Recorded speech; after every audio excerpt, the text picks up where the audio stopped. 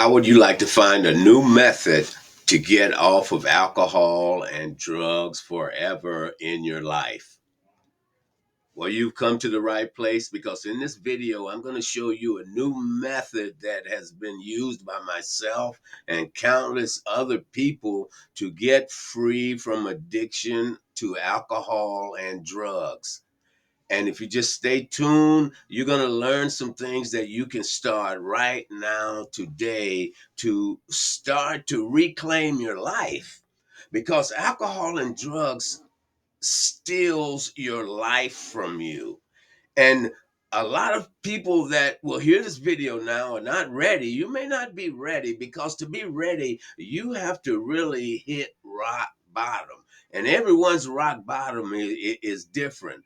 Some people's rock bottom may be just losing a job.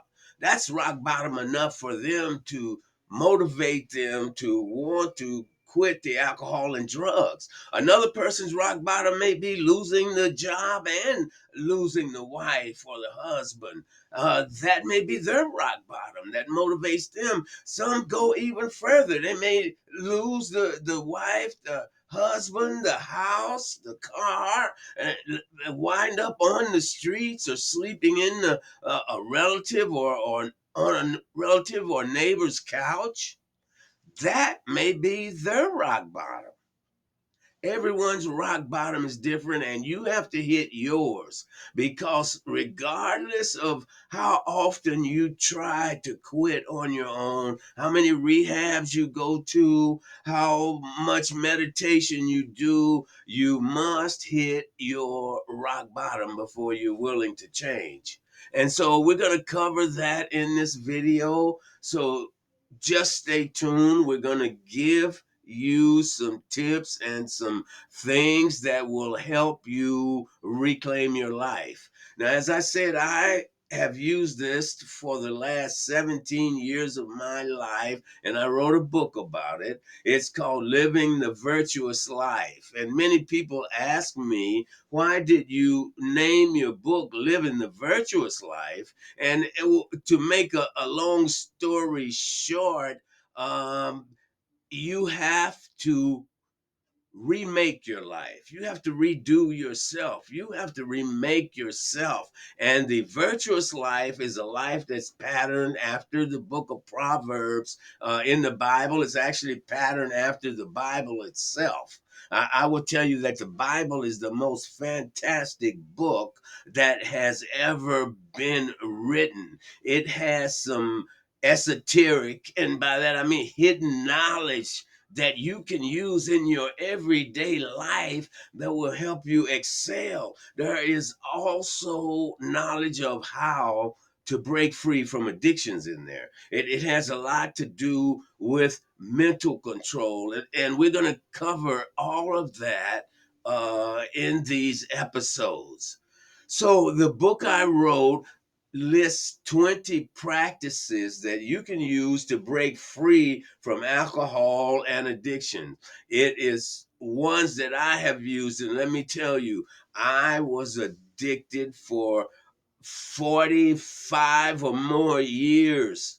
During that time, I lost businesses, I lost relationships, I lost marriages, I lost friends, I lost family, I lost dignity, I lost myself during those years. I lost a relationship with my older children. I lost so much because I did not know how to remain sober. And by that I'm saying I knew how to quit.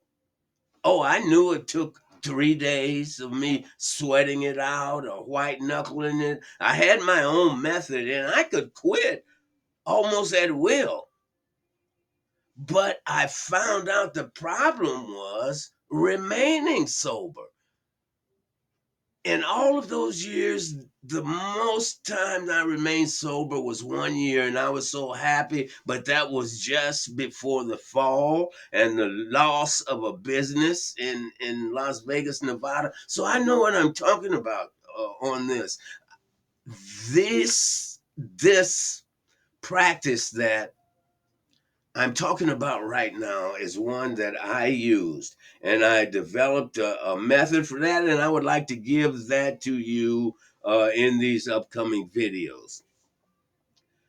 But the first thing you're going to have to try to develop is awareness. And I don't want to get ahead of myself in my teaching, but awareness is the foundation of your change. Now, we're going to go into that, but you have to become aware at first of the fact that you have not been aware. And once you become aware of the fact that you have not been aware, you're on your way to healing and a beginning, a new beginning in life. Like I said, you have to transform your life. And it's done, as the Bible says, by the renewing of your mind. You see, that Bible was so knowledgeable and it is so practical for today's life. I suggest you get one if you don't have it. If you don't have one, get one and begin to read it. Read the New Testament. It's all filled with knowledge from Genesis to the end. Now, we're not bringing the authenticity of the Bible to question right now. What I'm just saying is there is a message in there that can enable you to reclaim your life and start over, but it must be done by the renewing of your mind. So, getting back to my book, this book was first I must say this book came to me.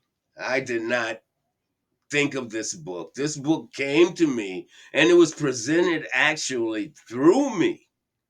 And with the help of AI, I was able to get that book published, which is not an easy feat for a 75-year-old that's really pretty much computer illiterate, but it was done. The book is out there. It's called Living a Virtuous Life, 20 Practices that will enable you to break free from addictions and reclaim your life. And that's what the book is about. So, in getting back to the virtuous lifestyle, this is the lifestyle that will allow you to develop self control, which is what most addicts are lacking. Self control. It's a mind thing. The cravings are so intense that you cannot manage them. It's just so much easier to go out and get the drug or the alcohol because your body is screaming for it. Your mind is screaming for it. It gets to a point that you cannot think of anything else until you go out and satisfy those cravings. So we're going to learn how in these episodes, and I teach that in my book, how to manage those cravings. And it's a spiritual method. It transcends any religion. This is about Christianity, but it's not all about Christianity. It includes Buddhism, but it's not all about Buddhism. It talks about the Tao, but it's not all about the Tao. You're going to learn things like meditation and journaling, the things that enabled me to remain sober. See, your biggest challenge is not getting sober. Your biggest challenge will become staying sober. So in this book, I list those 20 practices that when I look back enabled me to have 17 years free of alcohol in my life.